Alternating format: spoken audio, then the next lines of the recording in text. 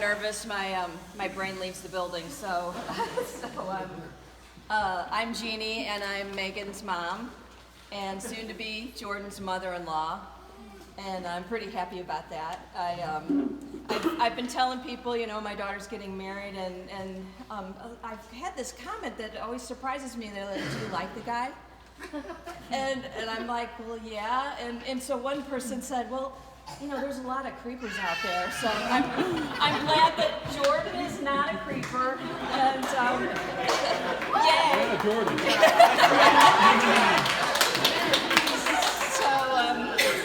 So tomorrow's the big day, and it's December 7th. It's the date we've all been looking forward to, all anticipating all year long. And for you, this December 7th is about this wedding, and after tomorrow, it'll be your anniversary date. Now, for me, December 7th has always been a big day. It's it has historical value. Does anybody know what December 7th is? Okay, just making sure somebody knows this. So, the day that'll live in infamy. So, it's weird that I'm bringing that up for a wedding, but when I was growing up, December 7th was a big deal. My dad, Megan's Grandpa Wolf, he was a World War II enthusiast, and we had whole libraries of books on World War II, and he was also an aircraft aficionado, so with all the airplanes and everything. And he was also 11 years old when the Pearl Harbor took place, so it was just a fascinating event for him. And as I was growing up, then they came out with the History Channel. So on December 7th, it was 24/7 bombing of Pearl Harbor.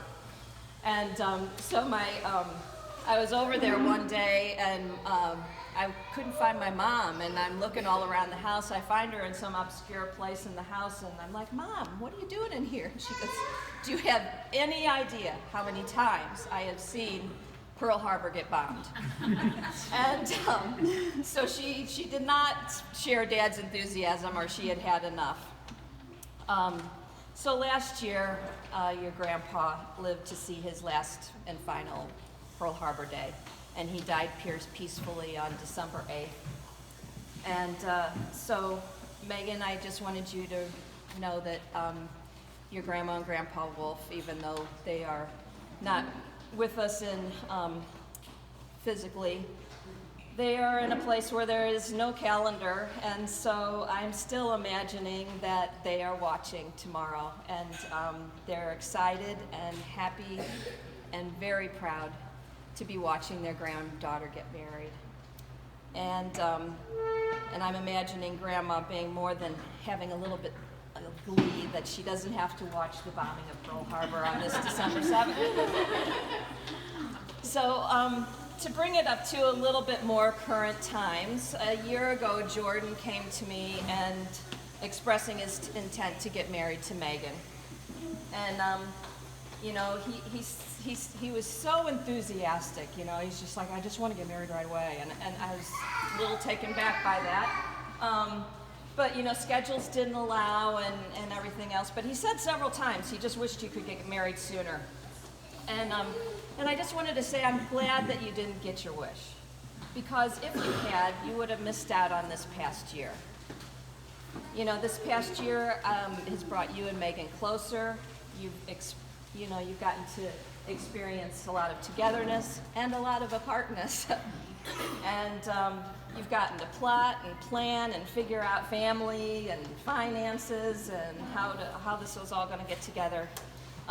You've also gone to many, many weddings, so you've gotten a lot of practice and a lot of ideas on how to make this all happen. But you also would have missed out on one of Megan's best talents, and that is her talent for planning parties. Now, before I go into this, Jordan has demonstrated that he is not too shabby at planning special events. He planned quite an elaborate and very romantic engagement proposal, which involved a lot of people and a lot of places and a lot of secrecy. And then, the night before, As we all know, we had, the snowstorm of the century, and it shut down most of the state and maybe some other states that I don't know about. But Jordan managed to take it all in stride, and he rearranged and shoveled and dug out a whole lot of people and still pulled off a very romantic and special occasion. So back to Megan. She has been planning parties since she was a wee one. So when Megan was little, she would come running up to me and she goes, "Mommy, can Katie or Caitlin or Kaylee," or she had friends by all of those names, by the way, and can they come over to play? And I would be like, "Sure," because I'm thinking, a couple of hours, they get to have some fun, I might get something done. And so we'd make all the arrangements, and the friend would come over, and they'd run off to play. But it seemed like every 15 minutes or so, Megan would come running in with a new plan. Can we do this? Can we make this? Can we go here? Can we eat this? Can she stay for dinner, for a movie, for the night? And what I thought was going to be a 2-hour play date would turn into a 24-hour sleepover extravaganza. And so then there's birthdays, and at least I knew what was coming with birthdays. Birthdays was a matter of managing expectations. Hers way up here, mine way down here, and we'd have to negotiate to meet somewhere in the middle, although it was usually more geared towards Megan's. And I couldn't get around this one thing, and that was the sleepover. Every birthday had to include this gaggle of girls spending the night. So there was this one particular birthday, and I don't remember how old you were at the time, or what it included, but I do remember afterwards collapsing in a chair and going, "Thank God that's over." And with that, you come running in the room, and you were like, "Oh, that was great. Now, next year," and she starts to plan next year's birthday the day after her birthday. So Megan is always full of enthusiasm and ready for fun. So Megan, I love you, and I am so happy that you have met someone that shares your zest for living and your passion for planning special occasions. And I'm grateful that you and Jordan planned this fantastic party so we can all celebrate with you. And I'm also so happy that after tomorrow, you get to have a lifetime of sleepovers with your best friend. And Jordan, in the days and the weeks that follow, and you'll look back on this day and you'll reflect how fortunate you are for finding this wonderful woman, don't be surprised if you hear this sweet little voice go, "Next year." Can you imagine planning another? So to wrap this up, I'm going to read a quote that I saved, and I say a quote, I don't know, I can't find like an exact thing, but anyway, it's called, it's not my words, how's that? But my sentiment. It's called Happiness. So happiness. For a long time it seemed to me that life was about to begin.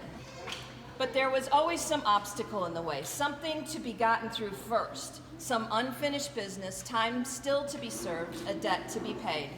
Then life would begin.